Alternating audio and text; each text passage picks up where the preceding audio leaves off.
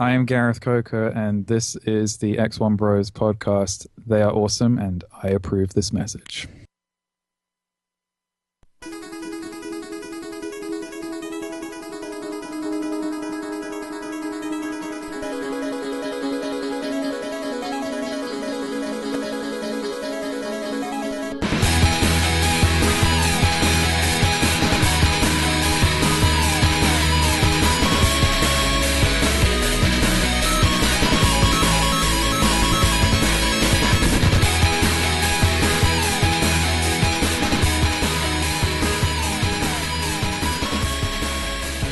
Hello, everyone.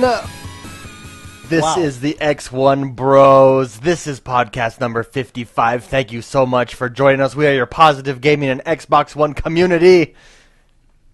And, yes, it is. Just used to getting a comment here. Oh, yes, it is, David. It's funny you should mention that. Yes, that's exactly what As we are. always, I am joined by the bros, the X1Bros. First and foremost, stop looking for trouble. He's right here. It's Mr. McSpicy Mark Haywood. Here I am, entertain me. So, Yes. I am here. Secondly, Comcast is doing home security now. So if your house gets broken into, they'll send the police Tuesday between 8 and 12. It's Jordan the Man, Jordan Paskett. Hi. What was that intro? Little crack at Comcast. Yeah, I'm just not a fan of Comcast. Yeah, no one Who is? Who is? Weren't they the most hated company last Yeah, year? they were. Did you guys ever hear that YouTube video of the guy trying to cancel? Yeah. Oh, yeah. That was That was bad. hilarious. I just don't understand. You guys Oh, suck. yeah. I don't understand. I just don't understand. I just want to cancel. Last but not least, I'm not fat. I'm just so sexy it overflows. I am X1. We are the X1 Bros. This show's going to be a little different today. We've got some news. Then we have an interview for everybody. The one and only Gareth Coker will be joining us. He is the composer of Ori and the Blind Forest. And if you have not heard that soundtrack yet or played that game, check them both out. They are both amazing. Mr. McSpicy, the IDARB tournament. Oh, How is that doing? The FIFA tournament has just started, by the way, everyone. I have yet to play my game. I've just had a hectic week, but games have been played and things are happening. If you want to check out the FIFA tournament, head over to X1Bros. There's a tournament tab. Click on it and check out the standings and results, as you can also do with the IDARB tournament. Mr. McSpicy, update? we're almost to the semifinals. Yes. So yeah. I haven't heard. I'm sure people have contacted me. I've been real busy, so that's a great question. And I'll get back to you. Yeah, get back to me. So, I also just want to give a big thank you to all of our Patreon supporters. Thank you so much. If you haven't yet, at least go check out the Patreon page. It's really cool. You can support shows like ours. I cannot say it. Shows like us.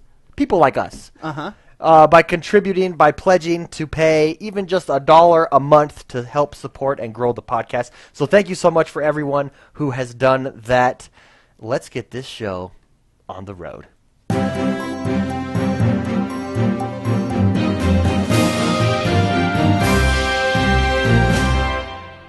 Jordan, what is going on in the world that is Xbox One? All right, let's start with Star Wars. Oh, yeah! it's a good So, thing to start off with. Star Wars, EA is looking for volunteers to play 3 to 4 hours of their I'm there. Battlefront game. Hey, I can volunteer. Where do you volunteer at? So, you volunteer, you go to their Facebook yeah, page. seriously. That's You great. you visit the Sign me up. Yeah. You go to the EAC Playtesters Facebook page and it'll give you the information to go to. I think it's in San Francisco and in Vancouver are the two offices that are doing it. EAC Playtesters Facebook on Facebook. page. They'll give you more EAC information, Playtesters. or you can just go directly. San Francisco. I think they're doing it in San Francisco and in Vancouver, Canada, or British Columbia. Those are two places you can do it. If you get picked, they'll email you. You have to pay your own way and get there and do all that stuff. But you'll get to play 3 to 4 hours. And as a thank you for playing, if you get picked, EA will give you a couple games. So pretty cool. I don't know what game. So until if you you're see. if you're Yeah. in the greater Seattle / British Columbia area, Go do for it. it. Yeah, that's awesome. Go for it. Also, reminder, Star Wars Battlefront's reveal trailer is on April 17th, which is just 2 weeks from this so moment excited. right now. So excited. Dude, Star Wars is going to make a huge comeback in my life. You got that coming out, then the movies. Yeah. George Lucas is not touching either of those. Which is fantastic. Yes. We're all excited Really about excited. Really excited. Okay, so E3's coming up, so we're starting to get into E3 stuff. But Phil Spencer was tweeted this week. He was tweeted by @BleedSOE9mm. Okay. So he asked him, at P3, I've got a bad feeling E3 is going to be all about VR and AR. Make me feel better, Phil. And Phil made him feel better. Phil Spencer responded saying, our E3 will not be all about VR and AR, I promise. Nice. Phil. So, and VR and AR talking about virtual reality and augmented reality and the HoloLens and stuff like that. But this doesn't mean it's not going to be there. I'm sure they're probably going to show it off in some way. Maybe not at the conference, but it'll probably be at E3. But he says it promises that they won't be all about the show, which is promise nice. So. is a promise. Hey man, if it's like last year where they just do game, little interview of developer, game, interview of developer, you know Dude, what I mean? Last year's setup was perfect. Them and Let's do that Nintendo. again. Yeah. Them and Nintendo kind of led the way. I feel like last year PlayStation was behind on that still. Still a lot of too much talking, not enough games. Yeah. Well, and A lot of reading letters. yeah, and our developers. It was all Anyways, yeah. It was. I agree with that statement. But My name is Mr. McSpicy, and I agree with that statement. prediction, E3 prediction, I think all three will go to that. Yeah, just that's all you got to do. Games. All I thought three it was. will I go thought to it was that- cool what that Xbox system. did. They did games, a little developer interview, and then a game, and just Yeah. game after game after game. Do it again. So Nintendo's probably going to have the biggest E3 this year. yeah, they got a their lot. new- They their got new a lot of console. stuff to announce. So all right, Dead Rising Watchtower came out this week. It's free on Crackle for the week for Xbox Live Gold members. saw this. Yeah, I watched it. If you like Dead Rising, it's a typical. It's Dead only a 5.5 on IMDb.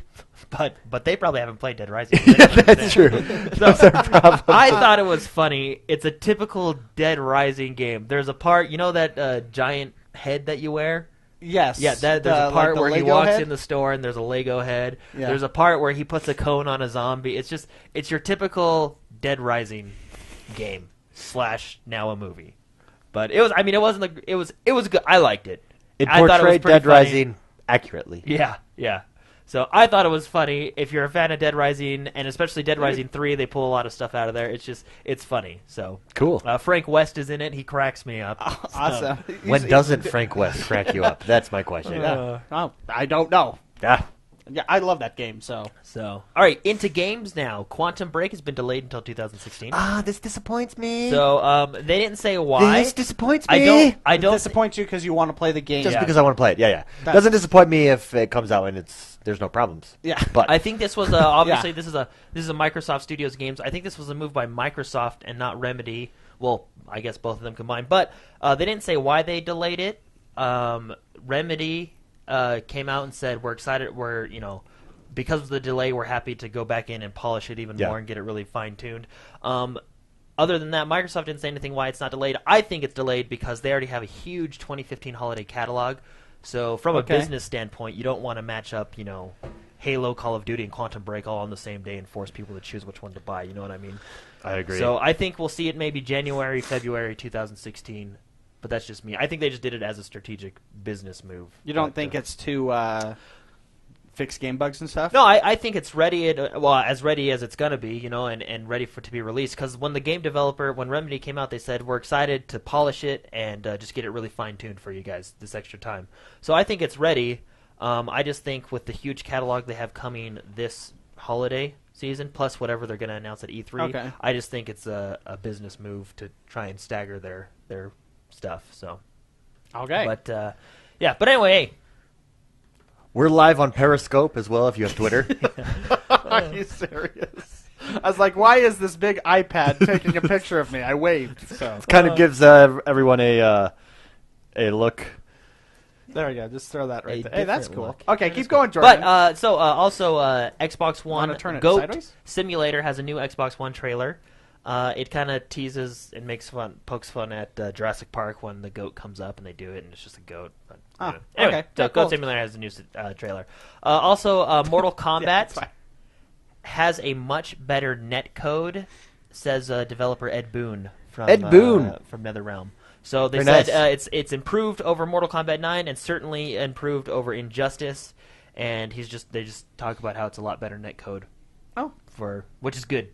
Yes. So have good online connections and just Good stuff. Destiny. So, the House of Wolves this month, in the month of April, sometime in the month of April, they will be releasing a date for House of Wolves, which is cool.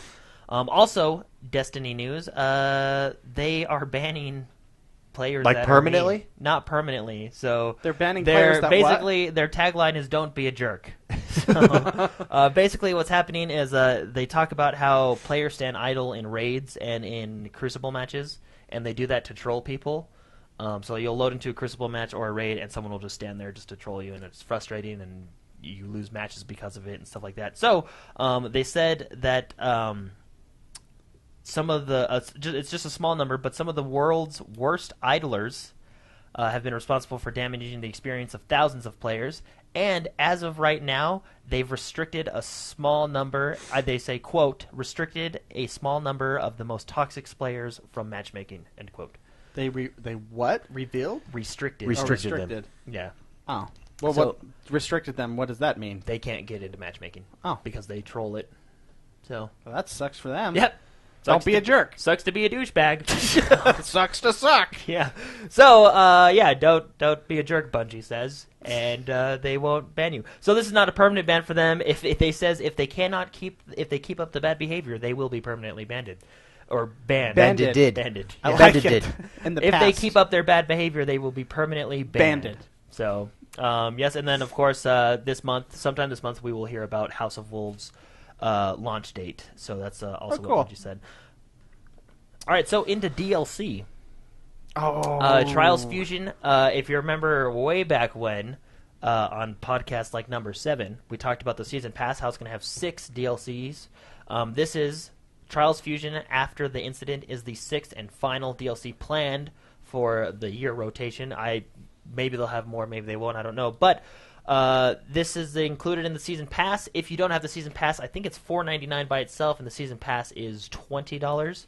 So it's definitely worth it to get the Season Pass, $4.99 a piece for all 6. You're definitely saving money there. But after the incidents, it brings 10 new tracks, 24 new challenges, a whole bunch of new objects for the editor, the track editor, and 5 new achievements for everybody. So for $5, that's a pretty good deal. Mm-hmm. So which is cool. And then Sunset Overdrive, a hidden gem, in my opinion. You really didn't hear much about this game when it was coming out, and you still don't hear much about this game. But this game is actually really, really fun, and if you hadn't had a chance to play it, you should definitely play it. Not to mention, it was just the price has been cut down for Sunset Overdrive to $40, and from what I understand, that is a permanent price drop. So it's going to be $40 from now on. Also, a new DLC came out. It's called Dawn of the Rise of the Fallen Machines. So pretty cool. And if you watch the trailer for this DLC, it actually looks really cool. They have the Back to the Future scene. Oh, Yeah, really? yeah, the DeLorean. She goes, "I'll be right back," and she gets up and flies. Pretty cool. Cool. So, but anyway, it's Dawn Back to the of Future's the cool. Rise of the Fallen Machines. You can pick it up for $10. If you have the Season Pass, it's included. Season Pass comes with Moo Oil Rig, and this one, the Season Pass is $20, and they're $10 a piece. I bought these because Sunset Overdrive is a really good game, and people should play it, in my opinion. So Permanent price at $40 then, huh? it looks like the price is down to $40. Cool. So, and I think it's a permanent. Yeah, price drop. all the headlines said permanent. Yeah, so- That's really worth it. I think that's Cool. Yeah. such a fun game. Well, it is, and it's really that hidden gem. McSpicy, 'cause do you no have one- that game? No. Yeah, it's really that hidden gem, and it's Oh. multiplayer. The multiplayer is fun. I That is I one- played with. you- Adam. That's why I was asking. 40? Yeah, Maybe I'll you pull the would trigger. like that Yeah, one. it's multiplayer. I played with the Atomizer. Can I A say lot of fun stuff. it's like Tony Hawk meets Borderlands. Yeah. Okay. It's really well done. I enjoyed it, and that's one of the ones I'm gonna go back and beat. Oh, yeah. Yeah. You haven't beaten it then yet? No, not even close. But anyway, Because it came out, it kind of came out at In an awkward November. time, right Yeah. before, Right before Christmas, Halo Master November. Chief, and a ton of games dropped, and I just haven't had a chance. I played it the week it came out, and that's it. Yeah. I but it watched was a lot really of it. good. So But I never played it. Yeah. Anyway, I think it's the hidden gem. I think it's a good game. I think it's worth $60. Hidden Gem. It was pretty popular, wasn't it? Well, I mean, Because there was nothing else. well, at the you got a lot. time, You and got then a, right after. Well, it was yeah, Master but I mean, Chief. you got a lot of. Well, even then, I don't think it was advertised as much as the other big games like Master Chief. I mean, it was advertised because it's an exclusive, and I'm sure a lot of people bought it. But I mean, it's just not very many. You don't hear much about it. Okay. So, anyway.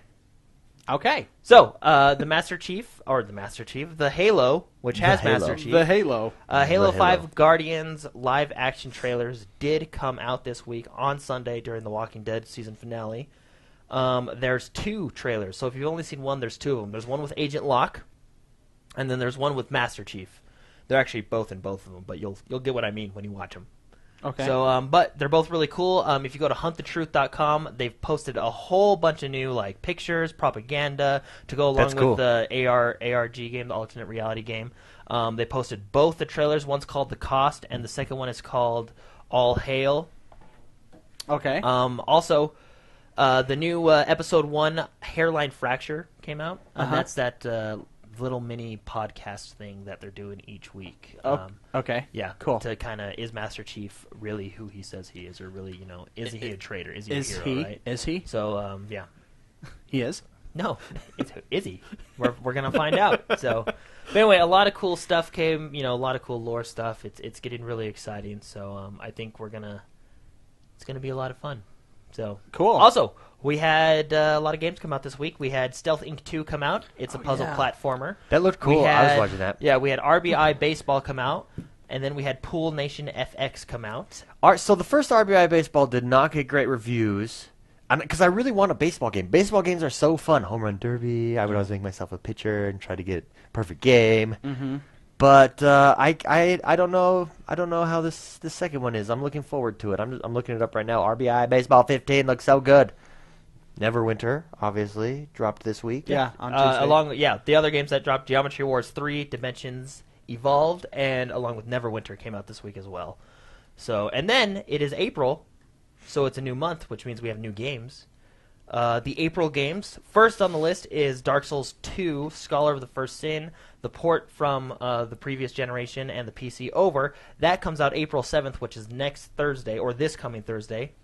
Then we have another great game coming out. We got Mortal Kombat 10, or Mortal Kombat that looks X. all right, right? Coming out. That's coming out April 14th. And then we have State of Decay, also in April, coming out April 28th. So we got 3 big games coming out, and I want all 3 of them. Dark Souls is my jam. Yeah.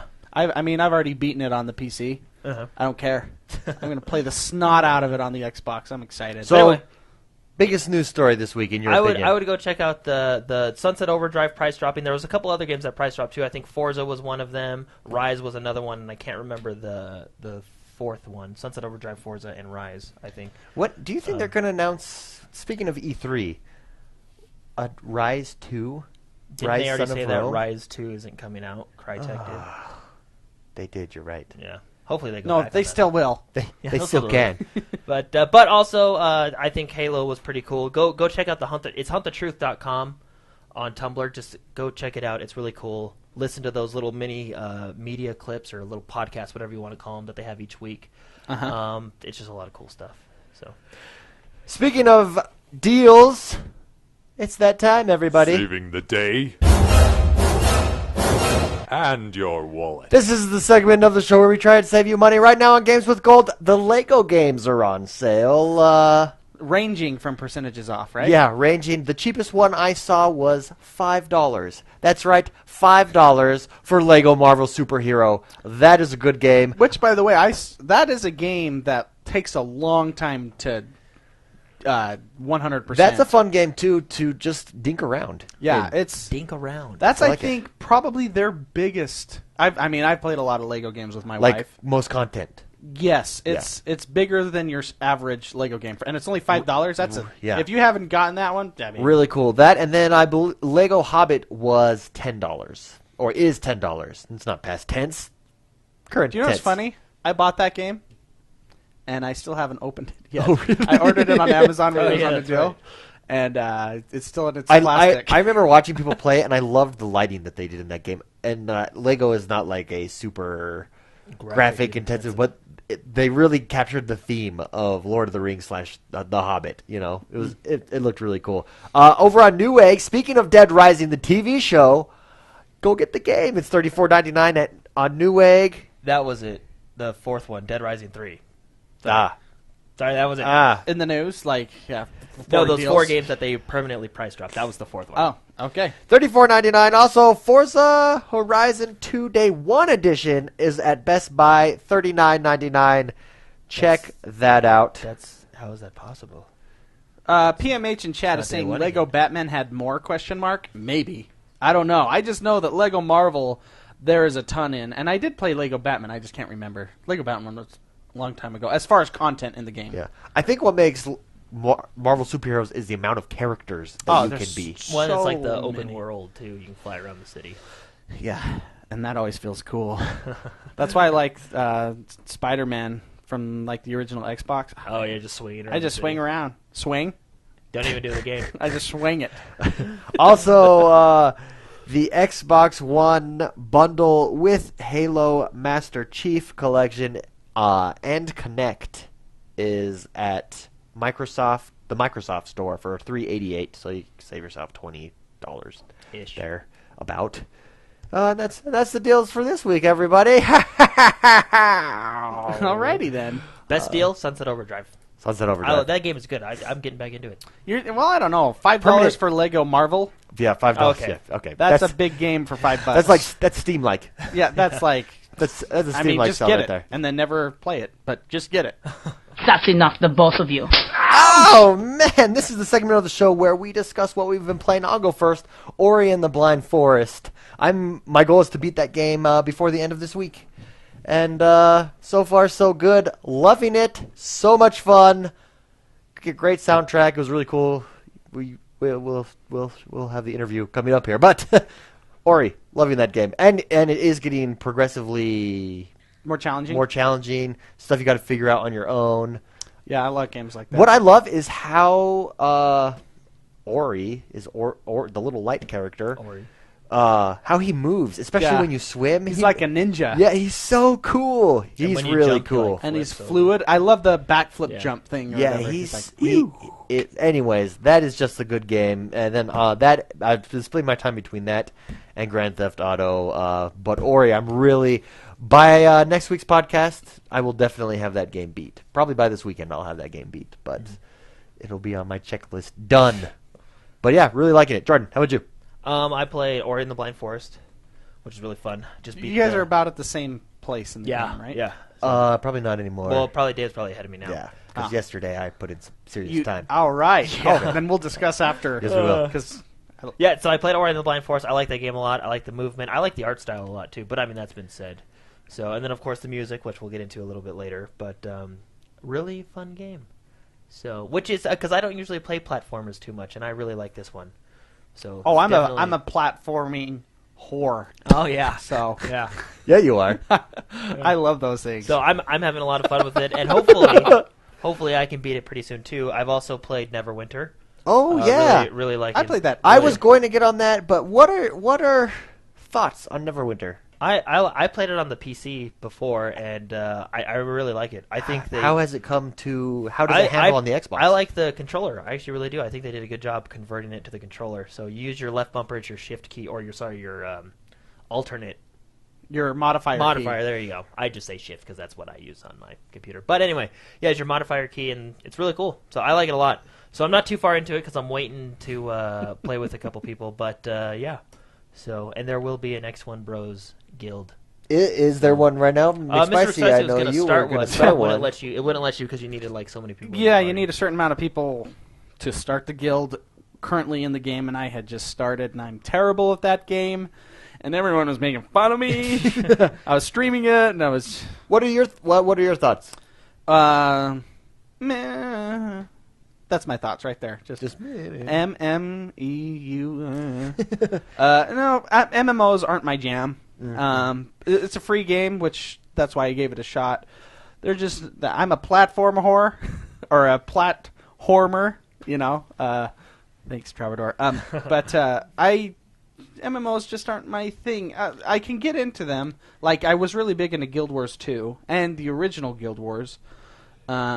But you're yawning, so I must be boring you. Sorry, no. Sorry, it's just been one of those days. Man, I'm boring myself. Just been one of those days. We started a little late here. No, it's just not my thing. Yeah. So the game is, and when I say it's not my thing, look at Jordan, how sad he got. You know, he's I'm looking fine. down. I don't. I played them all. I know. It's just I felt. I had a good time, you know. I just felt so stupid. Like, how do I give items? You know, there's this. Every MMO has this huge learning curve, and it's very steep, and you have to dedicate time to figuring things out. And I just didn't want to dedicate that time, so.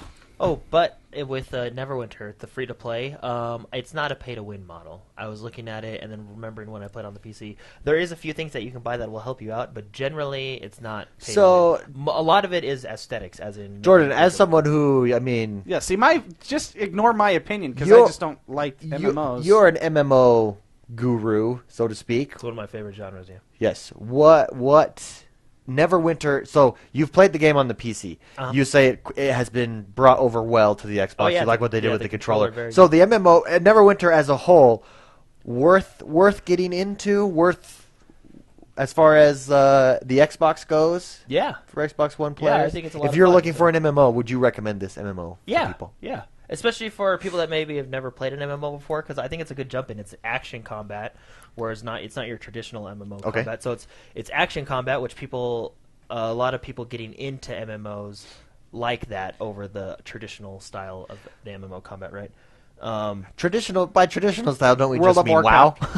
Well, because yeah, and then if you that remember, is the traditional. yeah, Ultima Online, EverQuest. Oh, okay. It's a click and stuff like that. Whereas this is more of an action combat, right? Okay. I think that Neverwinter is going to do really well on the Xbox. Well, especially because it's free to play, and I think it's going to do really well until ESO comes out, and then I think people are going to decide pay $60 for Elder Scrolls or free to play. So that actually, but we're going to have this during discussion after the interview. But Ivan Noah sent in a question.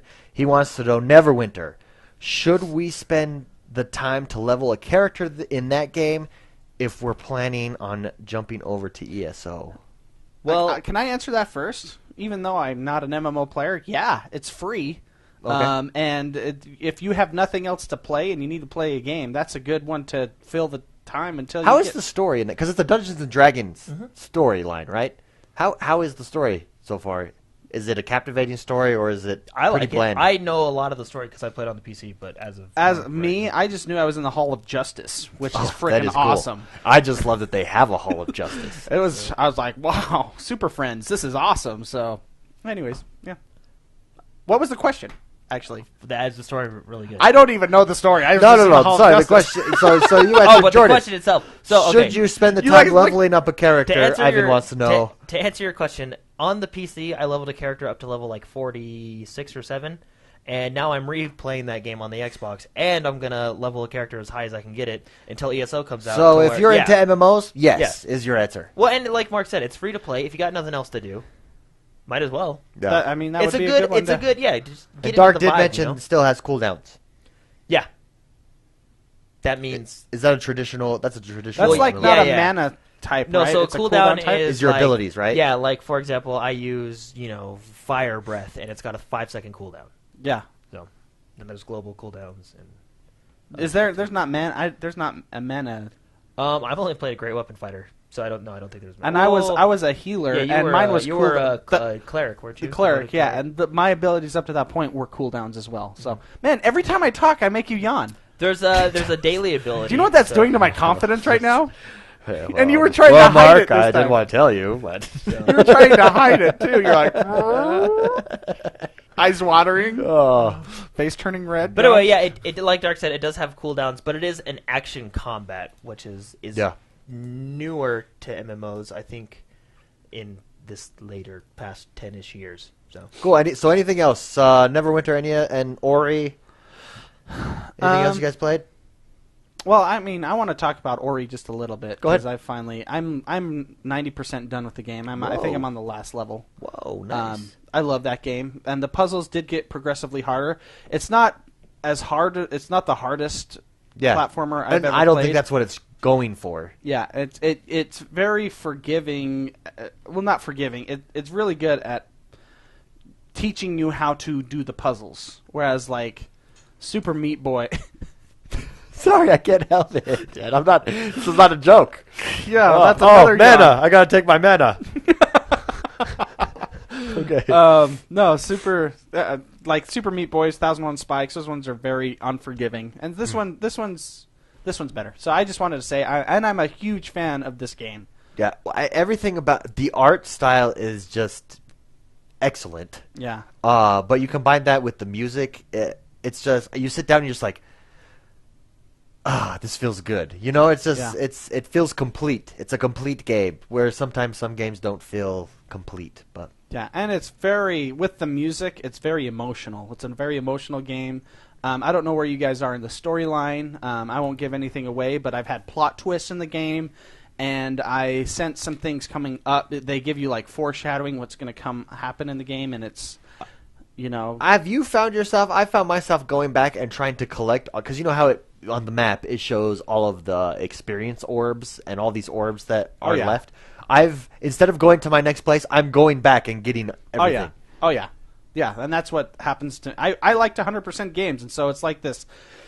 This is a game. It's like that Metroid style where once you get stuff, you can go back later. So and I like that because it makes me enjoy the game even longer. So yeah. Anyways, and that was the fourth yawn.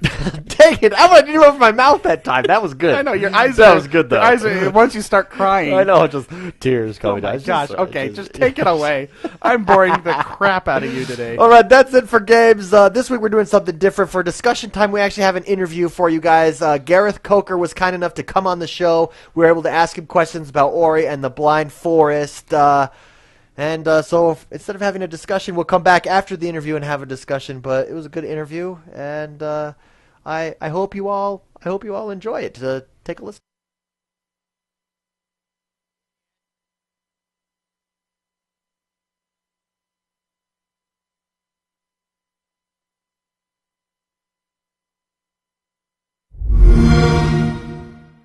Hey everyone, we have Gareth Coker on with us this week. He is the composer of Ori and the Blind Forest, a fantastic game, and even better soundtrack. Gareth, how are you doing today? I'm doing really good. It's nice to be on this podcast after jumping in randomly on your Twitch. Yeah, that was so cool. And when you put it, you're like, "Hey, composer here of the soundtrack of this game." I was like, "Yeah, right." I was following. I'm like, whatever. And then we looked you up, and that was blew my really mind. Thank you for jumping on that stream. That was pretty fun. So. It happens. You guys are not the first, and probably not the last. Most of the Twitch streams, the developers jump into. It's not just me. It's the sound team, the artists, the level designers. We've been jumping in. And there's always the initial. Are you really working on the game? And then I send them to Twitter, or they look it up. And say, oh, that's cool. You pop that collar and you say, "Don't you know who I am?" Nice. And I heard you in other interviews on Major Nelson actually just talk about how that's been a cool experience for you, being on Twitch. Would you like to talk about that a little bit? What's it been like seeing people play your game and talking about your music? Okay, well, here's the thing, right? So when I was in school, there wasn't anything like Twitch. There was no way to get an idea of a video game unless there was a demo. And now, I'm looking at this, and not only is it an amazing way to get an idea of a game, it's also probably the best form of feedback a developer can get, because it's one thing to watch people play the game, but most people broadcast their faces when they're doing their Twitch broadcast. So you can actually see if they're bored, if they're frustrated, if they're sad, if they're happy. Now, when we tested the game with Microsoft, we had that a little bit with them. We had this kind of creepy camera, watching the testers, to see how they react. But now we can just watch anyone play the game, and it's enjoyable to watch, but it's also good feedback for us too. So there's an educational aspect, and there's also a fun aspect to Twitch. That's a great point. I never thought of it like that. And it's probably better than your group testing or your focused group testing, because it's people in their own environment, not knowing they're being watched by the developers of the game or the... Exactly. And also, these people, generally speaking, they're not being paid by the developers. So it's what you're seeing is the true reaction for sure. Have you had anyone be just completely not like the game? Because everyone that we know really likes I like the it game. a lot. Yeah, Just so you know, I'm a fan. Really Huge good fan. game. So. Have you had anyone just been that you've watched on Twitch just be like, "This is the dumbest game"? I would imagine that's probably a little frustrating. I think the only thing that is fairly common, if I jump in and how far are you guys through the game? Have you finished it? No, I'm about 6.5 hours in. I played the I'm about snot the out of same it as you. last night. Yeah. I just passed the water tree going up. Okay. Yeah, I feel like Lot it's of safe fun. talking about that part because that's a part that most people get to. Like you see people get to that bit, and I think that's the times when people swear the most at the game. So it like maybe it is a little bit difficult, but I think up until then we haven't demanded too much from the player. It's really the first time. It's like, okay, you've really got to put everything you've learned together now. Yeah. And yeah, you die a lot, but what I say to people on that water sequence is you feel like you have to rush because the water is chasing you. Yeah. But actually the key to getting through it is take your time. You actually have more time than you think. It's just your heart starts racing because the water's getting you, and then as you get closer to the end, you might make a bad decision because you're excited to reach the end. But the key to it is taking time. And so I watch people play it sometimes, and I'll just be like, take your time, take your time. It's okay. Well, what's funny is when I was playing that, I really like the. I'm a guy that likes 100% games, and I don't know if there's an achievement or not, but those little experience balls, like up in the right, that's what was driving me crazy. And I like that. I'm a guy that likes Super Meat Boy. I like these hard platformers. I like 1001 Spikes.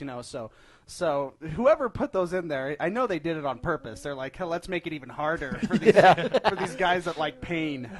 So no, yeah, that was really fun. I got frustrated, but I'm a fan of games that reward you, and I feel as though when I got to the top, I felt rewarded. So very, very cool. I compliment the developers. I compliment you on that part especially. So yeah.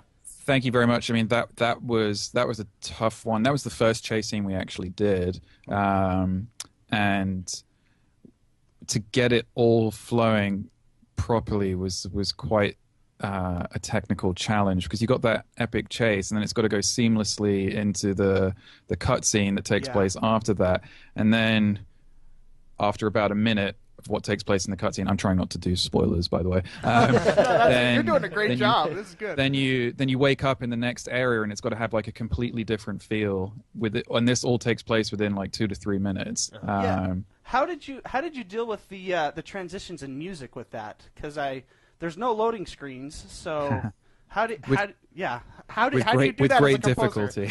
Oh, okay, cool. Check that one off. That's So really, and actually the chase one isn't actually that difficult because, okay, a little developer tip here. Oh, let me take notes. Okay. One of the things you can do to cover up transitions is use sound effects.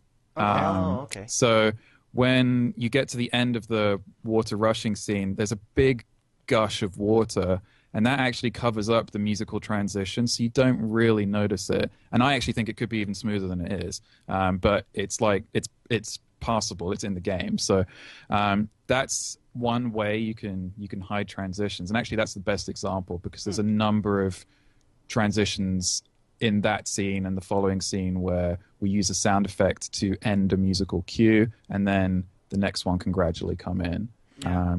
So other than that, it's all really about matching the harmonies of one piece of music from another. Like you have to make sure that they're all related in some way. But then you've got to make it feel different. So then you've got to use different instruments and stuff like that to make it feel different. But the way to get it working well really is just to test and test again. I must have played the game close to 1,000 hours. So, and that's before it was released. Wow. Well played. So Wow. I know the game inside out, and I know most of the things that the players are going to do, so I can plan for all of the music stuff accordingly. And so that should result, hopefully, in a fairly seamless experience, made all the more challenging by the fact that, as you rightly noticed, there's no loading screens. Yeah. So when you're writing the music for a game, do you, for Ori in particular, do you play the game first and then write the music, or I mean, what is that process exactly? Do you just go off of artwork that is giving you concept art to come up with a theme, or how does that work?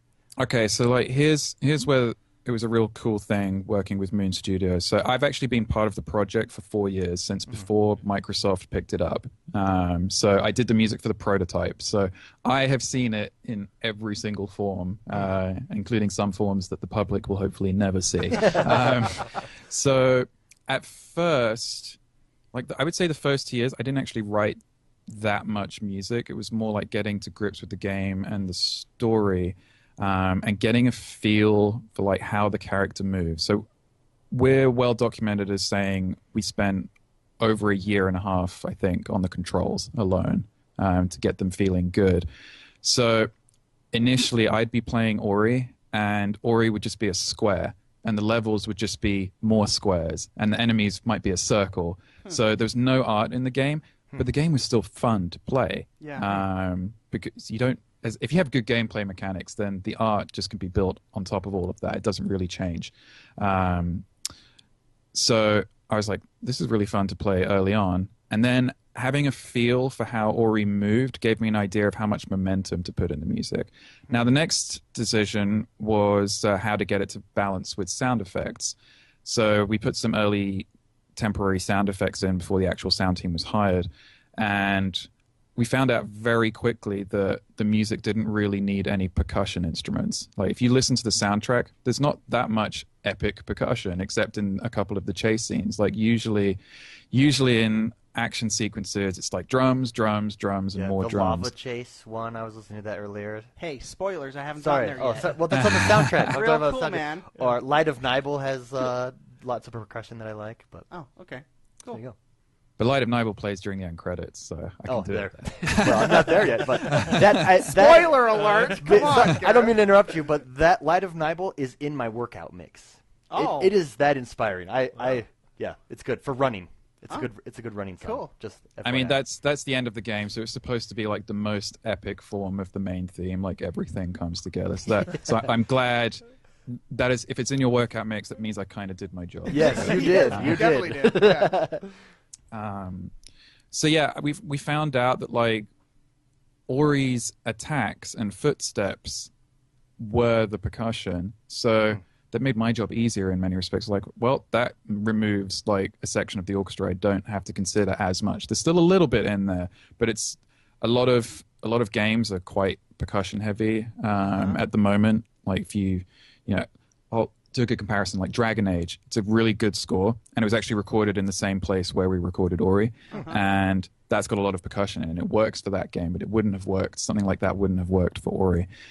So anyway, that was like how we got to balance music and sound, and then the artwork comes in, and some parts of the area are blue. Like, there's one area which is very blue and very icy, and that means I'm going to choose instruments that are more metallic.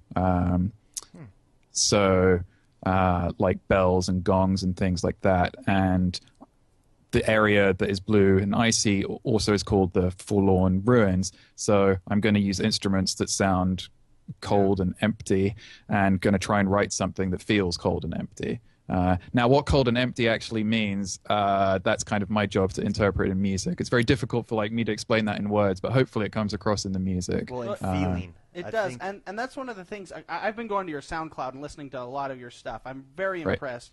Your music seems very emotional. You know it, and how do you do that when you're saying, you know, it's hard to put into words that you feel your music, and if it's at all possible, how do you do that, you know, with a game like this, or any of the stuff that you've done in the past, you know? I will do my best to explain, but it's one of those things that it's kind of indescribable. Okay. here's like there's a couple of things like that I try to do when I'm writing. I mean, if I don't feel something when I'm listening to it, how on earth is anyone else going to feel something, you know? So because I'm the closest to it, so I'm probably going to be the most jaded by my own music. But if I'm actually feeling something from it, I'm like, okay, well, this might actually be good. The second thing, okay, so the job of the composer, our job means we're usually in a dark room for like 10 to 12 hours a day, stuck in front of a computer, and we generally don't get out much. That's like the worst thing you can possibly do. The thing that helps artists create is actually doing stuff. So I've been lucky enough to live in lots of different countries, and I've traveled a lot, and I've done some cool stuff in my life, and I just draw on those experiences. I mean, everyone has life experiences they can draw on. It's like those things that you have to draw on and think about, and see if you can find something in the game that relates to your own life experience, and then match it with the music. Now, how the actual technical part of turning all that into notes, I couldn't tell you. Okay. But I can tell you where it comes from. Okay. Yeah, fascinating. Yeah, that is fascinating. So let's talk doing stuff, right? Let's talk about gaming in particular. Okay. I mean, you're making music for video games. What's your gaming history? You're obviously a big fan of video games. When did you start? What systems have you owned? What's your favorite game? What's your gaming history? Okay, well, so I started gaming on the ZX Spectrum, which you guys might not even know what that is. No. Yes. Wow. Wow, that's awesome. I'm in. Yeah.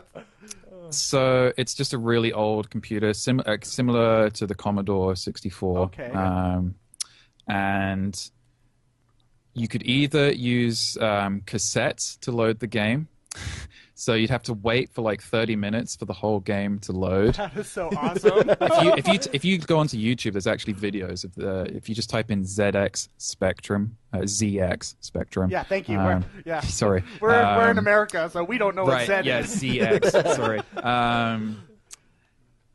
And you'll go onto YouTube, and like basically you have to play a cassette tape for like 30 minutes, and then the game has loaded. Wow. It's pretty amazing. Yeah. But also, my dad bought me a book where you could like type. If you could type in all the code, and then the game would play. And that's actually how I learned to type really quickly. And this is like at the age of 4 and 5. So at the age of 5, I just copied a bunch of text out of a book, and then was playing Space Invaders 6 hours later.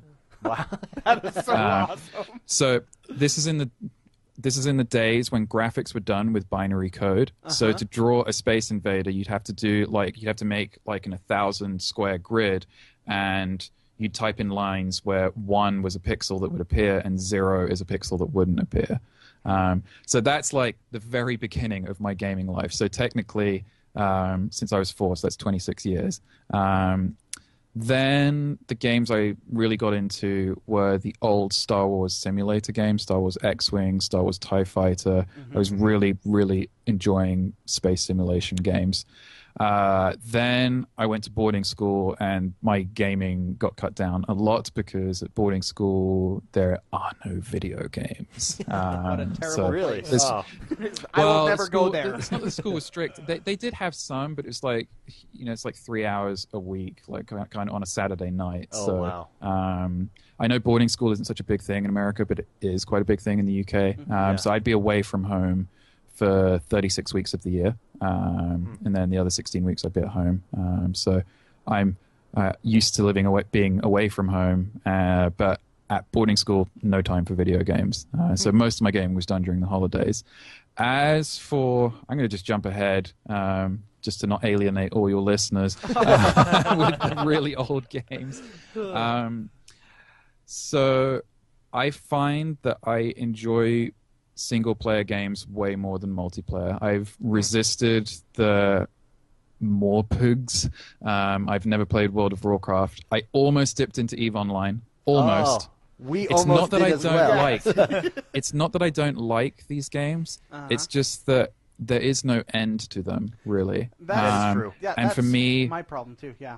For me, like when I when I play something, I kind of want to have it a start, middle, and an end because I like storytelling. And I think like Ori is kind of the ideal game for me because I get to tell a story and there's hardly any dialogue in the game. So really, music gets to do a lot of the heavy lifting, which is really fun. I compare it to Wall-E, the film. The opening 40 minutes of Wall-E, there's no dialogue.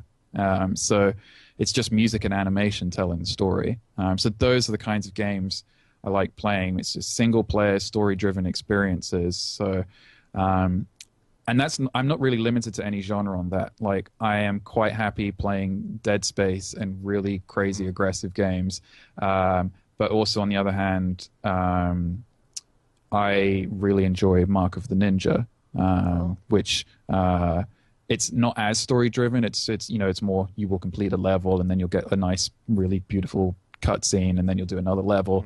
But the only multiplayer games I play are the ones I can play on the couch with my friends. So fighting games like Tekken. I love Tekken. Tekken Tag is my favorite.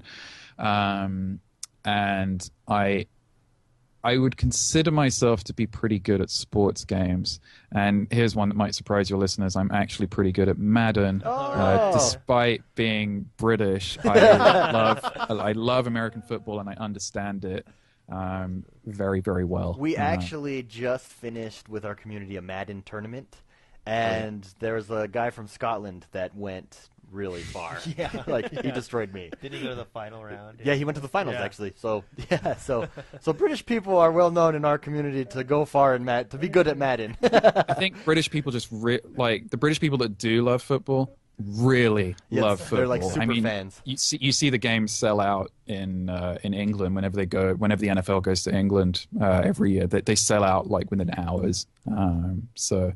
Yeah, we love football. I mean, I love most of the American sports. I can't get into basketball because there's no defense. Everyone's just scoring all the time. And you can't even goaltend. You can't. You can't stop it. They shot it. Okay, let's see what happens. Yeah, I get that. Yeah, that's funny. So what's your favorite single player game of all time? Oh, wow. This is a tough question, and you can do top three. You can Yeah, bend top the three rules. doesn't have to be- You can bend the rules a little bit. He asks these to me all the time, and on it's the just show. it's hard. I get it. It's hard. So I'm gonna cheat a little bit because it's a trilogy, but like for me, Mass Effect. Good one. I was Very well thinking done. that. Yeah. Like the ending of the first one in particular. By the way, I had no problem with the ending of the trilogy. I thought they handled it really well. I'm not one of those people who was bummed out by the ending. Though I did play it after they released the free add-on, so maybe I never got like the original ending. But just the way, it was especially the way they handled dialogue. Mass Effect was the first game to make dialogue really, really good. Because let's be honest, most game dialogue is not up to the level of good film writing. Some of it, sure. and really the issue is actually flow. Like Mass Effect really got the flow right. The fact that you could choose your next response like slightly before the other person has finished their sentence. If you're having to wait for the other person to speak before you can choose, like it just feels like it takes forever to get through a dialogue section. Whereas in Mass Effect, it just all flows so naturally, and that made you want to ask every single question ever because they give you a lot of choices, and two, it just pushes you on to explore as much of the game as possible. It helps that it's graphically incredible. It helps that the gameplay is pretty solid apart from in Mass Effect 1 that stupid buggy thing which is impossible to control on those planets. What's it called? The thing where you drive around and use to mine. The Planet Roadrunner or whatever, right. the crawler thing. Oh, I know exactly what you're talking about. I don't know. I tried to forget those things. So that was like the only annoying part of the game. So yeah, the Mass Effect series. Good call. Good choice. Let me jump into my Steam library, which is very large. I love it. He's got Steam on call. This is my kind of guy. So I'm just gonna look.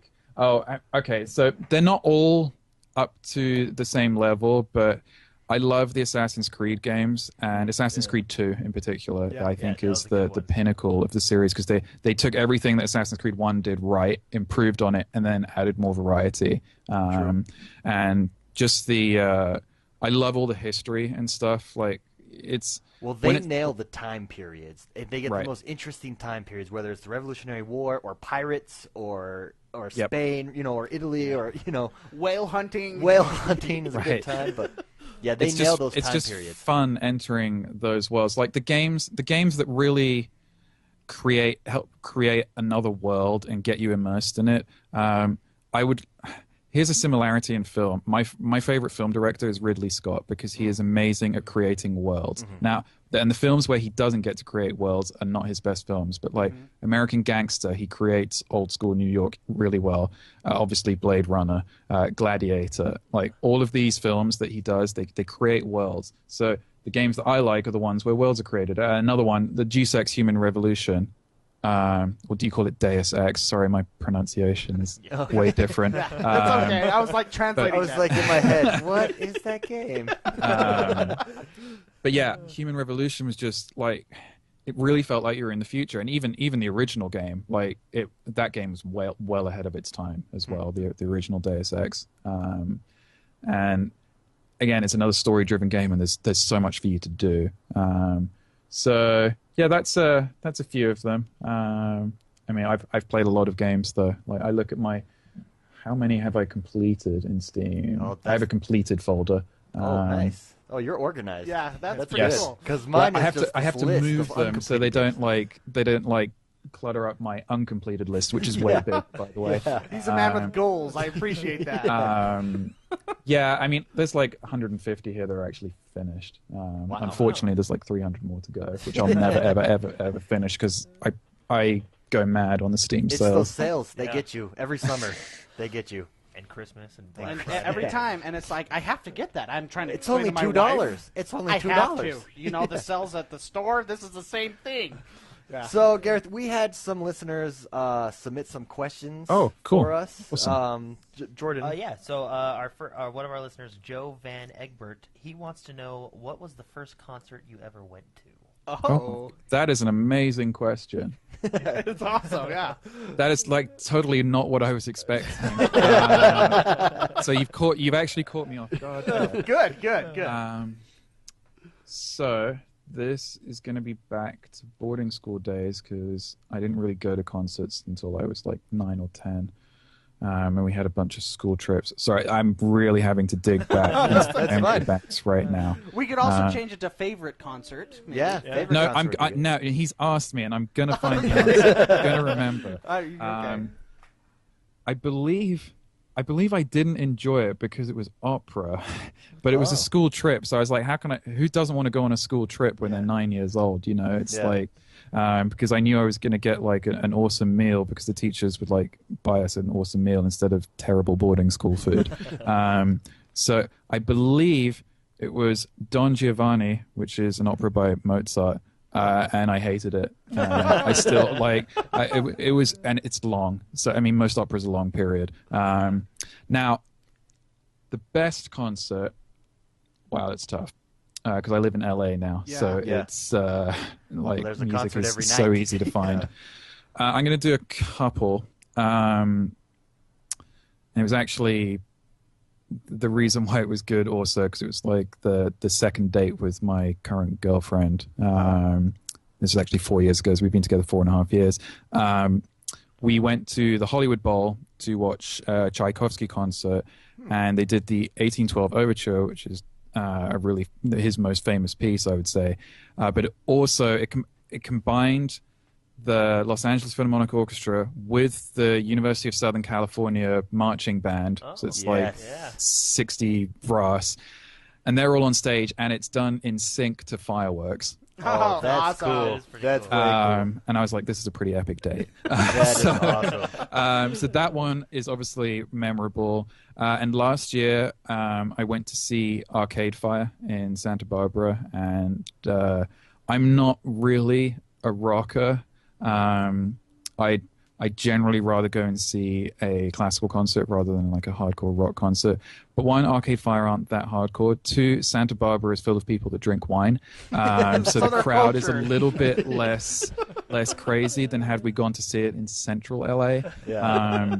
And it was just a really good time. They're really amazing live, and there's a lot of them. So there's a lot to look at on stage rather than just like 3 or 4 guys. It's like 11. So that was a really good concert. Awesome. So I hope that answered his question. Yeah, absolutely. So, and then we got Brian Shipley. He would like to know if there's any upcoming games that you would like to compose for. Oh my goodness. Yeah, we're at the hard hitting questions now. So Well, I'm not going to lie. I would give an awful lot to be able to compose for the next Mass Effect game. So that would be cool. I mean, that's the funny thing, right? It's like right now I'm going to be, known as the guy who does the fantasy, emotional, orchestral thing. But you go to my SoundCloud, it's filled with epic electronic stuff. I know. I love it. I was going through it all. I absolutely love your stuff. I actually have it on here right on my phone because I was listening to Recoil Suite.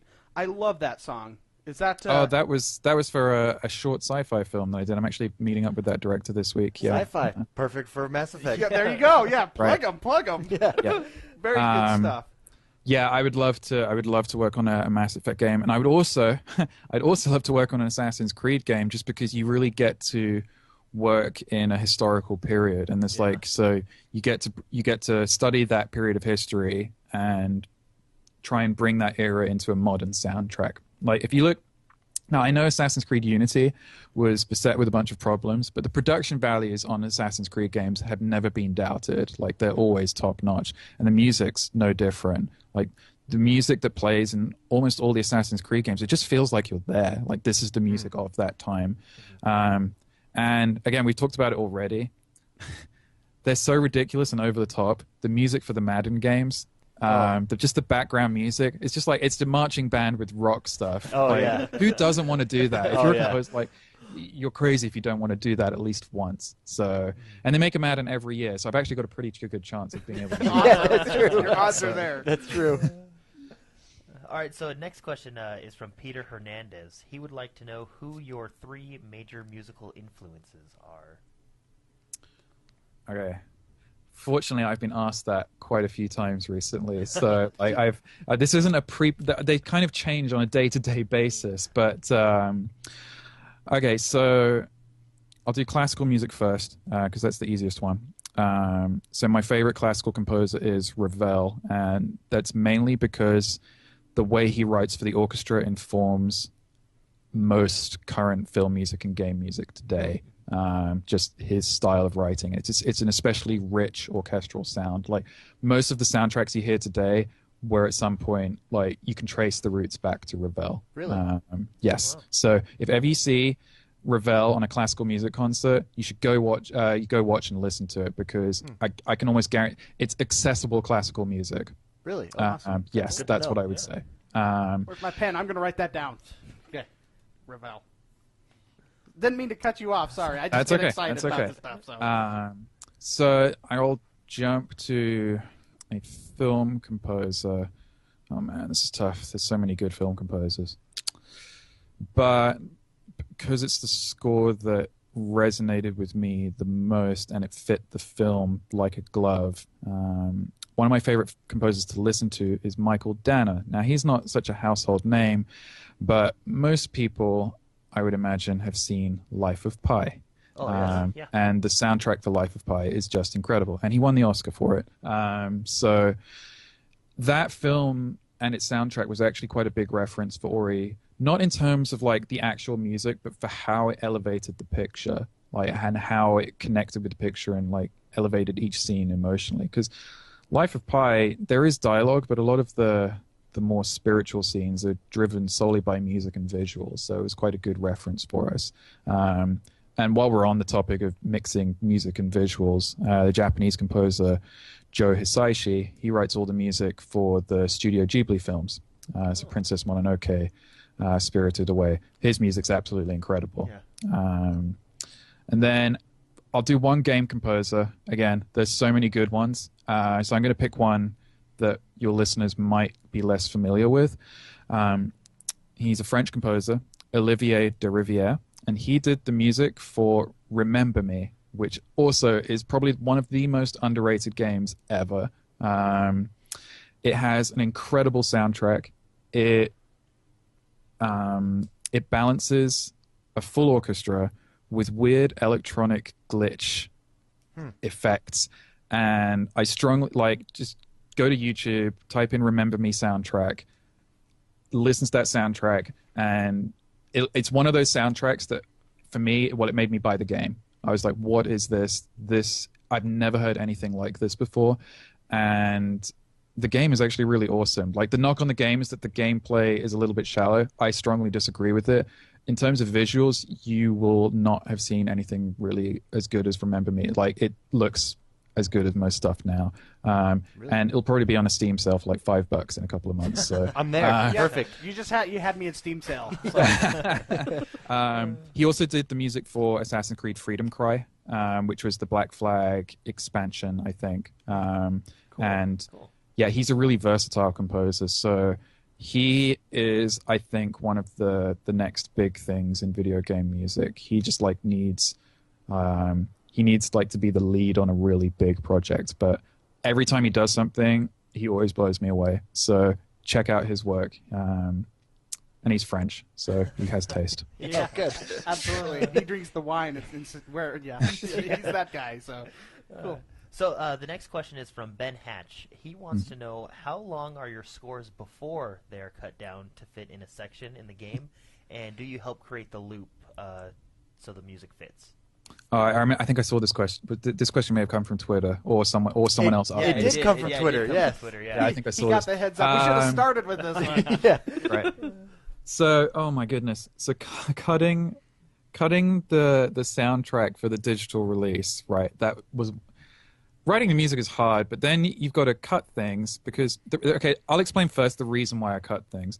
So the soundtrack is about 140, 150 minutes long, like in the game. The digital release is 89 minutes. So I get a bunch of people saying, why isn't such and such a track included on the soundtrack? And it's because I wanted to make the soundtrack a good listening experience. Like, you play Ori, right? And everything kind of flows seamlessly. I wanted the soundtrack to be the same thing. And the fact is, if you listen to all the tracks back to back in the game, it's not a good listen. There's too many softer, slower tracks, and it kind of breaks up the momentum.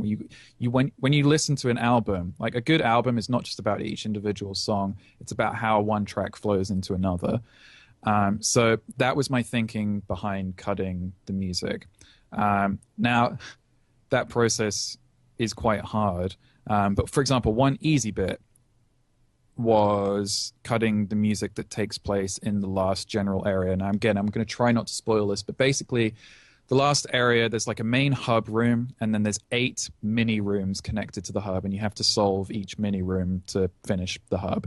Okay. Now, each mini room has its own individual music. And they're all variations on a similar theme, so why would I include 8 variations on the soundtrack? Instead, I include 2. And the 2 most differing ones, and that generally covers the bases. Then the harder cuts are where you have to, so for example, in the Ginzo tree, which is the area where you have to, just before the water rushing scene takes place, there's about 15 minutes of music there in the game, but I cut it down to 5 or 6 in the soundtrack.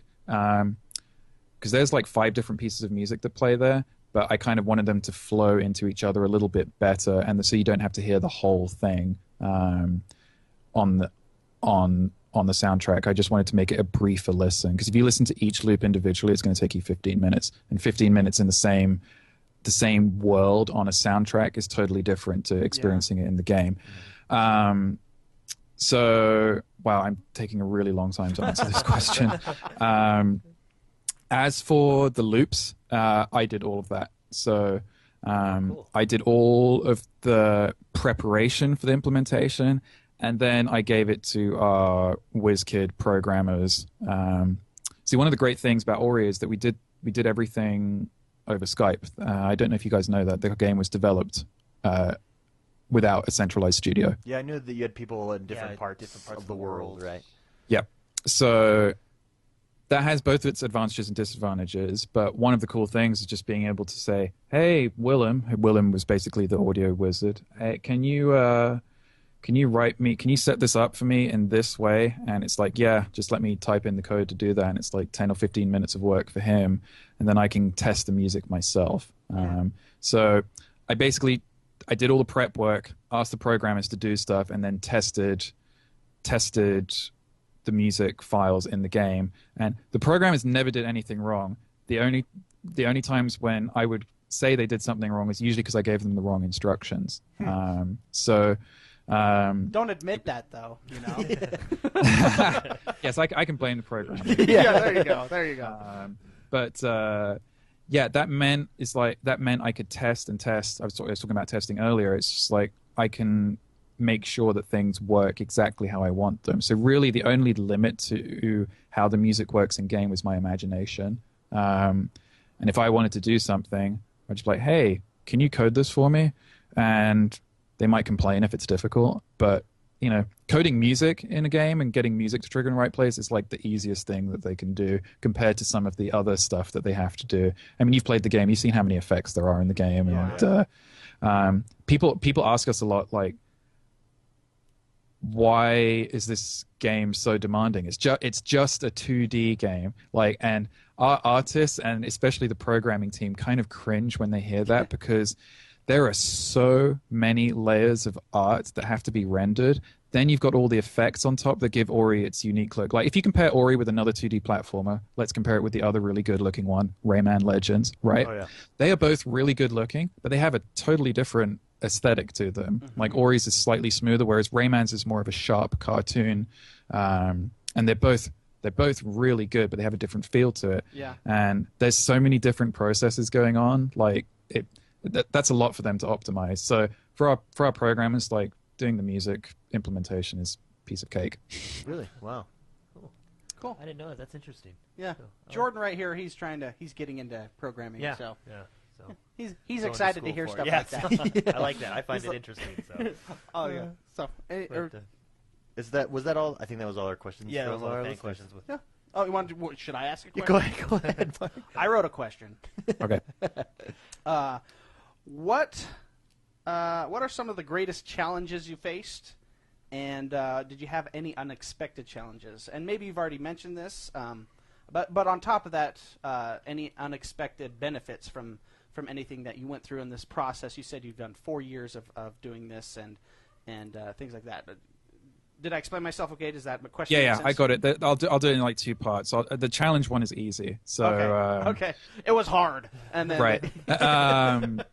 So the biggest challenge by far was the prologue, which is the opening 10 minutes of the game.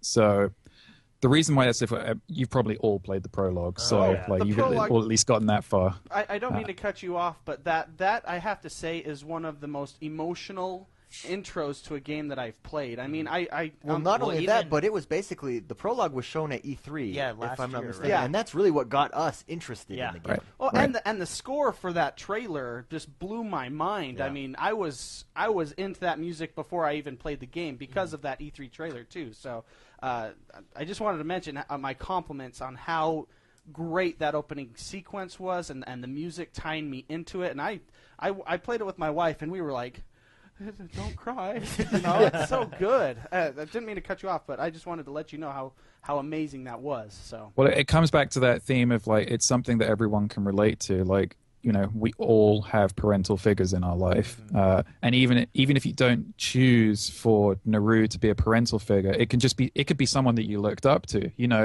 Like everyone's always asking us like, what is Ori and what is Naru, and like they're whatever you want to be. Like I won't even commit to a gender for Ori, because Ori can be a he or a she. It doesn't even matter. Yeah.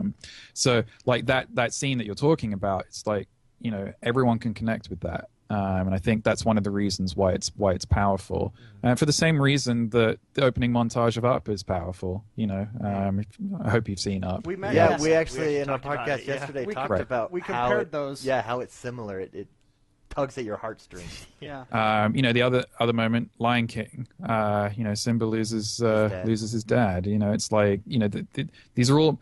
It's one thing like to look at these things and use them as references. Of course, then you've got to actually execute it, and that's the challenge. And the real challenge in the prologue, it is like a short film, but you've all played it. It dips in and out of being interactive. Like sometimes you have control, sometimes you don't.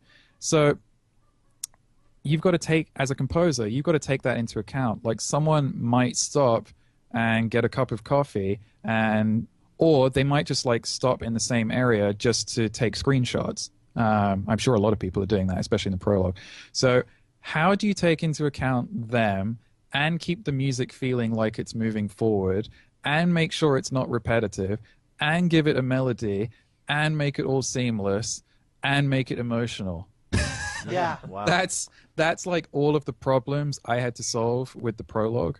I look at this stuff now and I'm like, how did I do that? I don't even remember like the process like of doing it. And honestly, I think it was just a lot of trial and error. Like this game is a result of a lot of trial and error. And you know, we never got into trouble because like we did something bad. We were encouraged to make mistakes. It's like it's okay to make mistakes. Like you can't really learn anything if you don't make mistakes. It's like okay, this is terrible. Try again. Try something different. Like Thomas, our director, like trusted us to find the solutions eventually. And when you have that trust from your director, it gives you a lot of freedom to create.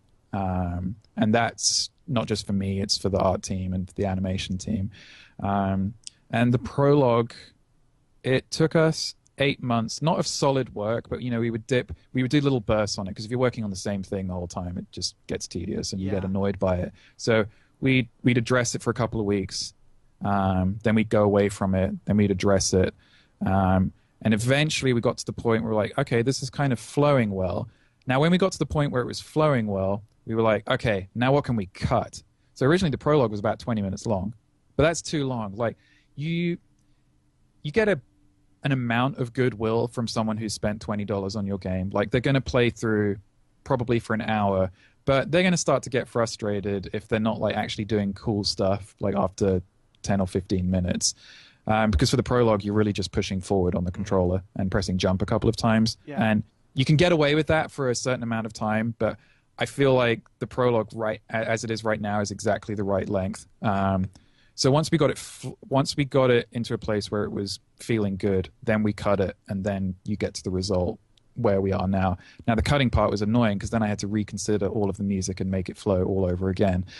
So you do all that work, and then some of it gets thrown out, and then it's like, oh my goodness. But we got there in the end. So that was by far the biggest challenge.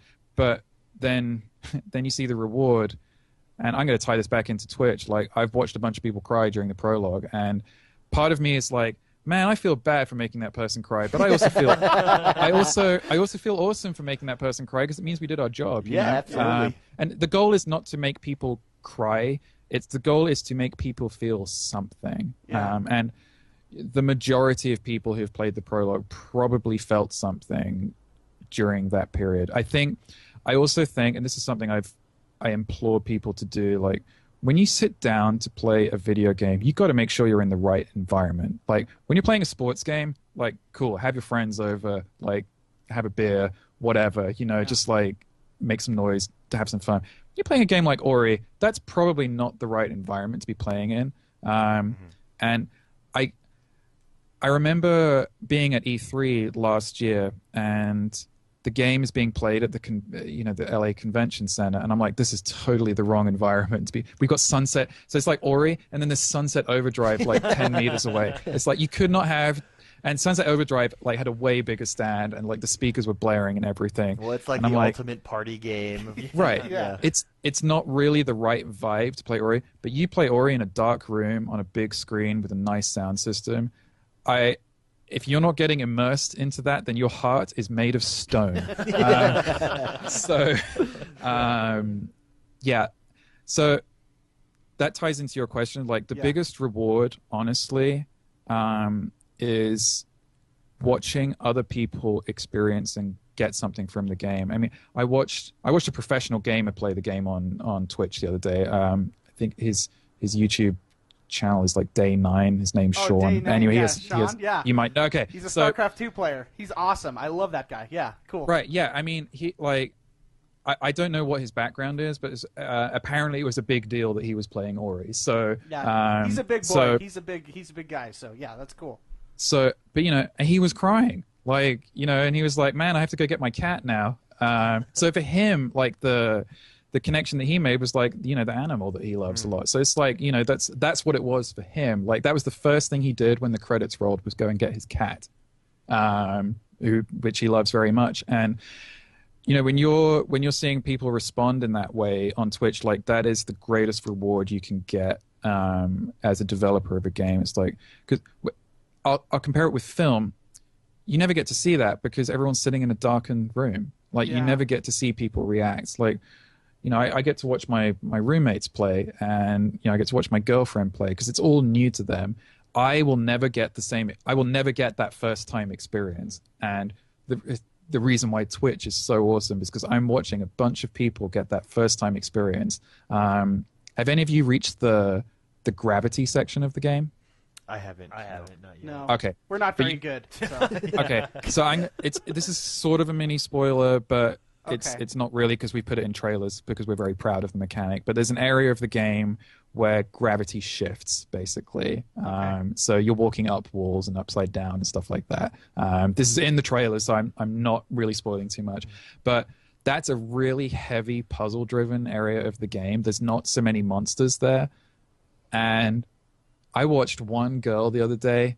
She was stuck on this section for an hour, and she was like, I am not stopping until I figure this out. And then finally the penny dropped, and then she had the aha moment, and it was the exact same feeling that I had when I figured out how to solve the puzzle for the first time. I was like, when you watch people have those aha moments, I don't know, it just fills me with joy. And that's why we drop in on Twitch streams, because the chances are we have quite a few aha moments in the game. The game is I don't know why we've been criticized for it being short by a few media outlets, because the game is still 10 to 12 hours long, and it's a $20 game, so it's come on. Well, and I think similar games like Child of Light was 6 hours. I think I beat it in. That's a pretty short game. Yeah. So I don't know. But there's enough of these moments. It's the chances are of us dropping in on someone and they're about to get to a cool scene or a difficult level or a difficult puzzle are pretty high. So that means we get a chance to watch this pretty frequently. And Xbox One does a great job of the Twitch streams are so easy to access. I mean, that's how I found you. You were the top broadcaster that evening. You had the most viewers on it, and I was like, okay, well, let's just go on that one because it literally just come out. And I was like, okay, let's click on that one, say hi. And here we are now. Yeah, exactly. Pretty cool. That is cool. That's got to be rewarding, I think, to see someone emotionally Day 9 connected. He has these cats in his room, and I watch him all the time, and it's cool you brought him up. But it's with me, it was my wife, and we're playing that interesting together, and to just feel the emotion from the music, from the game, the parent character or whatever. The fact that Day 9 went and got his cats, and he loves his cats. He really does. They're always clawing all over him. So that's awesome that you get to see that with Twitch and to live experience kind of a thing.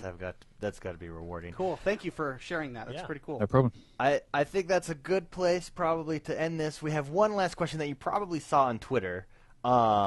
It's from Makana Royale of Gamer Life Podcast. He wants to know, are there talks of Ori and the Blind Forest 2? Well, can you talk about this? I cannot confirm or deny. But I'll say this. You can draw your own conclusions from the reviews the game has received. Okay. Excellent. Good answer. Let's just say I'm excited then. I might be excited, and I might not. Excellent. Anyways, thank you so much, Gareth Coker, for being on the show with us. If you want to contact him, follow him on Twitter. He's at Gareth Coker. Is there anything you're working on that people can check out, or where else can people check you out? I mean, Twitter is going to be a good place from now on. I really like using Twitter to connect with people. So like, I will generally, anyone who tags me, I will generally try and respond to.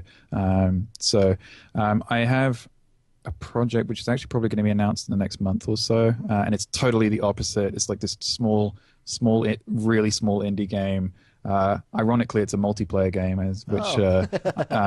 but it's totally over the top and zany. It like could not be more different to what Ori is. So that is coming up in the next month. It'll be announced. I think they're trying to get it out for this summer. I can't say what it is right now because it hasn't been announced yet. But that's that'll be on my Twitter in due course. And is it coming on the Xbox One? You know what? I think so. I think they actually just got it confirmed to be on the. I think it'll be on both Xbox One, PS4. I know for sure it's coming on PC. Okay. But I think they literally just got their approval to be on both platforms. Excellent. So. Awesome. We'll have to have you back on to talk about it when it's announced. Cool. All right. Big thank you to Gareth Coker for doing that interview with us. He seems like a really cool guy, and what I like about him is he's a gamer. Yeah. He knows his games. Mm-hmm. We like gamers. Gamers are very cool. Yes, so we do. What stuck out to you guys the most about that interview?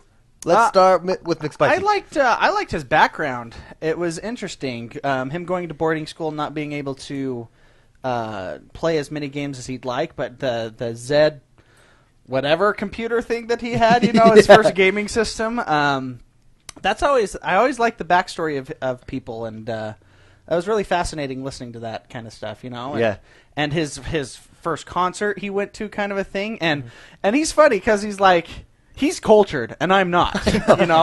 I was well aware how uncultured I was during that, because he would choose. He's like, if I would have been like Blink 182. Yeah, I'd be like AC/DC man all the way. That would be mine. Tchaikovsky. Yeah, I know. And he's like, I'd prefer to go to a concert or a symphony kind of thing. I'm like, wow, this guy knows music. Well, and you see his music that come through in Ori, obviously. Yeah. Jordan, how about you? What stuck out to you? I like Mark's as well, but I like when he talked about because I like the game development side of things. When he talked about how he played with Ori just when he was a block and the enemies were circles, and just how he played just to kind of get the feel, the feel of the music with the combat, and just very interesting when he said when playing the game, he went to the sound guys and they talked about sound and stuff like that. The attacks and stuff is used as the percussion. So he didn't need to put percussion in. I just find all that really interesting. That is really cool. And the new game he's coming out with a little later. I know. Cool what is it going to be? Yeah, I'm excited for that as well. But he will announce it. I thought what was most interesting is his answer to is there talks to Ori and the Blind Forest 2. He said, I cannot confirm or deny. You got to imagine with the success of this one. They've talked about it, obviously, right? He was probably, I saw in chat, he was probably composing Ori 2 in the studio. As he's talking to us. Yeah. That's why there was no web camera allowed, right? Absolutely. Anyways, that was, just want to say thank you. Go check out, he's on SoundCloud, Gareth Coker, iTunes, also Twitter handle at Gareth Coker, and once again, big thank you to him for coming on the show. I can guarantee you're going to hear a lot more from him. That soundtrack is an award-winning soundtrack. Oh, absolutely. There's no question. Major Nelson said that too. I bet you win an award by the end of this year. Oh, yeah. So good. It's excellent. Before we go, we got some questions here. We just got 2 questions that we're sending. Luis Malave. Let's just say Luis. Hey, Luis. Luis wants to know, do you think, this is an E3 question, we talked about E3 earlier, do you think Xbox will dominate in terms of games this year at E3, especially seeing that a few Sony titles got pushed back? Well, we saw, what was that game that got pushed back? Quantum Break. Yeah, Quantum Break got pushed back. For us. That's a hard question because you never what know are they with pull E3. out of their pocket? E3's like a crazy, you never know what's going to happen. Yeah. So, well, Xbox definitely has some big titles coming. I mean, they're going to show off Halo 5. Star Wars is going to be everywhere. Well, for everyone. It'll be on EA's press conference. That's what I'm looking for. And then they're going to, I hope I don't want to talk about anything else. Yeah. Screw Sony. You know they're going to show Halo 5. You know they're going to show Rise of the Tomb Raider, which is an exclusive to them for a year this Christmas. And then I think they're going to show at least a teaser of Gears of War, the new Gears of War that they're working on. You know what I mean? So I think they definitely have the blockbuster titles coming. Prediction on Gears of Sony, War that we're getting a collection. That would be well. There's going to be no awesome. Marcus. It's not a Marcus Phoenix collection, but it will be a Gears of War. Gears of War collection. Yes. No, yeah, and are we just talking about what we want to see now? Or? Well, no, just I could keep going. I mean, just to answer Louis' question. Saying that, I mean, they definitely have blockbuster titles, but I mean, like you said, it's E3. I mean, we don't know what Sony's got. Up their sleeves, so. Yeah, a purple tie. Well, like I said earlier, they got more smoke than last year on stage. Well, like I said, I think they're all going to move to what Nintendo and Xbox did, just focus on games and go through it. I hope so. Well, especially with Sony, Nintendo's conference last year was so good because it was 1 hour. Well, yeah, but Nintendo being based in Japan, there's a language barrier. Oh, yeah, right? And the way they did their video with the subtitles over, I just think that's much more of an effective way. I think Sony maybe might do that for some of their sections as well, even though they do have a huge presence. Cut out all the fluff. But yeah. And I hope not to be disappointed. That's all I want because I want all three to do good. I do. I really do. I want Sony to nail it. I want Nintendo and Xbox. Chat is saying Phantom Dust and Scalebound. Oh, that's right. We haven't seen I thought about Scalebound. Only that announcement. With it was the Beats headphones. Yeah, that's right. And we were like, "What is that?" From Platinum, right? Platinum Games, yeah. Anyways, all right. Thank you, Luis, for sending that question. If you guys want to submit a question, you can email us at info@xonebros.com, or every Friday there's a Facebook post. Contact us there, or send it to any of our Xbox Live. Send us a message on Xbox Live. Last question, because we already answered the Neverwinter question earlier by Ivan. Last question comes from Bob Pyle. He just wants us to talk about pizza. So what's your favorite pizza? Favorite? This is a loaded question for me. You know, I'm the fat guy of the group. I love my food, so... Favorite. I'm a meat guy. I like meat. Oh, yeah. So there's I like the traditional. On the top three, the traditional pepperoni and cheese. But in the first spot, the pie that's got the first spot is a ranch and chicken with bacon pizza. That's nice. There's a place it's good. It's good shiz. I'm telling you, it'll blow your mind. I don't know if I should. I don't want to plug who has it because they haven't paid me anything. That's right. We should ask them. Free pizzas. But that's a good pizza. I'm telling you. Oh, nice. Cool. Jordan. So wait, chicken, bacon. So it's chicken with ranch as the sauce. Okay. And there's bacon on it as well. Oh, wow. And it's like the greatest thing you've ever had in your life. Oh. Jordan, how about you? I like the Meat Lovers. Also, speaking of bacon, they have this new pizza coming out with bacon crust. Oh, yeah, I've seen that. That's a Little Caesars. Yeah. Little Caesars is doing that? Yeah. It's like a deep dish. Yeah. Meat Lovers. All the way. So. Oh. Or Pizza Hut's doing it. I don't know who's doing it. Well, mine is Hawaiian. Pineapple and Canadian bacon. Bacon crust? Yeah. That's got to be good. Well, they have bacon wrapped around it. It's pretty good. Well, that is a great question. Yeah, thanks, Bob, for sending us that question. Mr. McSpicy, where can people reach you at? I, on Twitter, am at Mr. McSpicy, and I am on Xbox Live, not at Mr. McSpicy, but friend me, add me, and chat me up. I love talking video games, so yeah. What will you be working on this week? I'm going to try to push that IDARB tournament through. To be honest, let's get that over with. That up. Well, the FIFA one coming up too, though. We're right. FIFA has already started. Right. I just haven't entered the scores. We're right there. Yeah, that's true. We just need those games, and they probably sent them to me. Like I just haven't been there, but if you guys want to look at who the winners of the tournaments are, where the tournaments stand, go over to the website and click on the tournaments tab. XoneBros.com. This week, though, it is a Dark Souls week. Oh, I am that's right. probably going to turn off my phone for a good 24 hours. That's right. And just play the snot out of that game. Oh, my gosh. I love Dark Souls. That is a good one. And that comes out April 7th, so, yeah, I'm excited. Jordan. Everywhere. Jordan the Man XOB, Xbox, Twitter, Steam, Nintendo, whatever you got. Mm-hmm. So, cool. Yeah, that's where I'm at. Anything you're working on? Neverwinter Sunset Overdrive. Gonna try and hit into the DLCs this week. Neverwinter Sunset Overdrive, and then when Thursday comes around, Dark Souls Oh yeah. So you need a weekend to play Well, that and game. before we can get the multiplayer going, you have to beat Captain Falcon. Yeah, the ring and get a ring. The You pig have ring. That's going to so be our server. you have, and that Pig guy. ring, everybody. Pig? Yeah, pig. Oh, I guess Pig? you can choose Okay. the ring. But the pig one. If you're going to be playing that with us, you got to practice, man. It's a tough game. It is a hard game. Okay. And Captain Falcon will piss you off. They all will. So. Oh, Okay. awesome. I'm I don't excited e- for that. I don't even know the real boss name. I just call him Captain Falcon, and everyone knows who I'm talking about because he's Captain Falcon. It really is. He like flies in with a falcon. Oh. Anyways, you're. Nice. I am X1 Bros everywhere. Don't forget to check out our YouTube channel. Also, like us on Facebook. We hit 1,300 likes on Facebook this week. Awesome. So X1 Bros. I will be working on Ori this weekend. I will have that beat before the next podcast for sure. And then I'm going to try and get further in Grand Theft Auto. Oh, you're gonna push Grand Theft Auto? Yep, I've got to beat that. That's a good game, man. I know. It's exciting. I know. I'm excited for you. Thank you. Thank you. Anyways, we are your Positive Gaming and Xbox One community. Thank you so much, everyone, for joining us. Have a good week, and we will see you guys next time. All right. And we're gonna exit. At 5. There it is. That was so See you guys. awkward. Yeah.